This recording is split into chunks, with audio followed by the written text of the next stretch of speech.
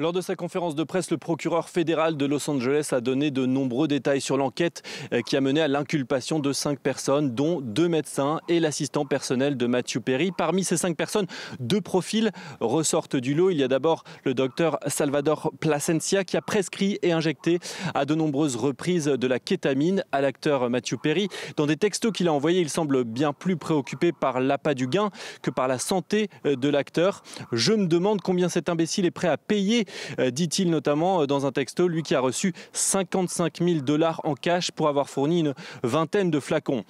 L'autre profil, c'est celui de Jasmine Sanya, surnommée la reine de la kétamine. Elle a été l'autre fournisseur principal, y compris de la dose qui a été mortelle à l'acteur. Lors d'une perquisition menée par les autorités à son domicile il y a quelques mois, ils avaient retrouvé des dizaines de flacons de kétamine ainsi que des milliers de pilules d'amphétamine.